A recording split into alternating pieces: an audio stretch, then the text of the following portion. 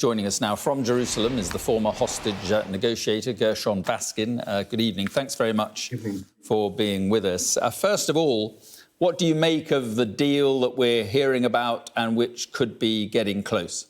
Well, I think it's a good deal for both sides. Hamas is getting the ceasefire that they need very badly, and Israel is going to begin to get the hostages back, the women and the children first, which is the most needed and most called for. Pity the families that have been waiting already 47 days to see their loved ones. It's a 4-day ceasefire with about 12 or 13 hostages being released every day. According to Israel, it could be extended to a 5th day, a 6th day, a 7th day if Hamas is willing to release additional hostages. The deal doesn't include all the women and all the children held by Hamas, and it doesn't include the elderly. So it would be really good if this could be extended. Of course, there are dangers and risks in a ceasefire for Israel. They're in vulnerable positions. They need to redeploy into more defensible positions. And the hope is that everyone will keep the ceasefire so this deal can be implemented.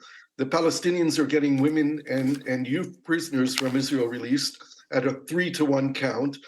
So for them, it's also a good deal.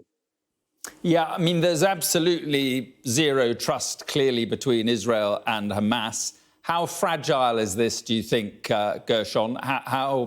Could it still be derailed? It could easily be derailed. There are so many things that could go wrong, from a single Hamas fighter with a rocket shooting at a tank that he sees in the neighborhood where he lives, to Israelis shooting at a combatant with weapons on the Hamas side, or even something that could even happen that would derail it. Say tomorrow or the next day, the Israeli intelligence discovers the location of senior Hamas commanders. Would they miss the opportunity to take them out and risk losing them, or would they take the shot and risk losing the deal? My assessment is that they would take the shot. Yeah, I mean, it's an interesting point, but let's try and be positive about this. This idea that you mentioned in your first answer about this extra day pause in fighting for, every 10 hostages released by Hamas. Do you think that is something that could work?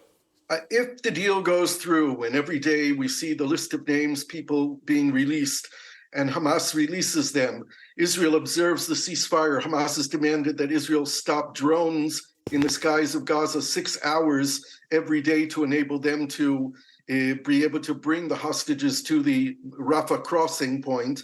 If it all goes smoothly, there's no reason why it couldn't be extended. I believe that the holding of women and children and elderly people by Hamas as hostages is a burden for them.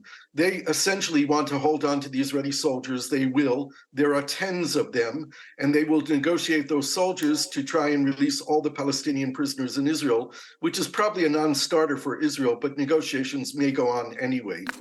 Now, you helped facilitate the release of the Israeli soldier, Gilad Shalit. That was in 2011. He was held, I think I'm right in saying, for 5 years or so. Yeah. How complicated does this get when we start talking about the Israeli soldiers who are being held? Yeah, it's even more complicated than the Shalit case, where it was one soldier, and here we're talking about 50, 60, 70 soldiers at a time when we are in active warfare, where Israel its primary directive is to dismantle the ability of Hamas to govern Gaza ever again, including killing all the military and political leaders of Hamas. So you're essentially negotiating with people that you intend on killing, which makes it very bizarre. And the reality is that Israel and Hamas don't talk to each other directly. It's done through third-party mediators. And here we have Qatar on one side and Egypt on the other side, who are generally cooperating, but sometimes not. And it'll be an extraordinary, difficult negotiation. Hamas is going to want to free 7,200 Palestinian prisons in Israeli jails, including 600, more than 650 people have killed Israelis and are serving life sentences. So it's really, really a difficult deal to imagine that it could ever take place.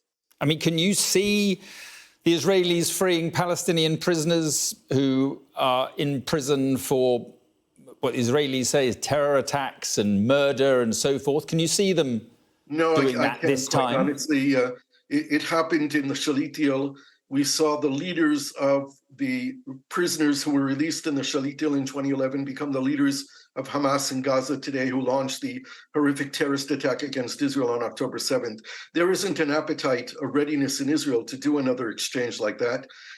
So I think that what we will see after the release of civilian hostages, women, children, and elderly people, is probably the Israeli move to continue the war in the south of the Gaza Strip, and with search and rescue operations done by Israeli special forces. It's a very sad picture, a very dangerous picture. Some rescues, I assume, would be successful and others not. And of course, it puts the risk of their lives to the soldiers who are going to be doing it. But I can't see at this point a negotiation like that actually succeeding. And we don't have 5 years like we had in the Shalit deal. This war has a time limit on how long Israel can fight it, with having the ability to maintain its goals of dismantling Hamas, with the international community looking very, very strongly at what Israel's doing and all the civilian casualties in Gaza. Gershon Baskin, appreciate your time. Thank you for coming on the programme. Thank you. Thank you.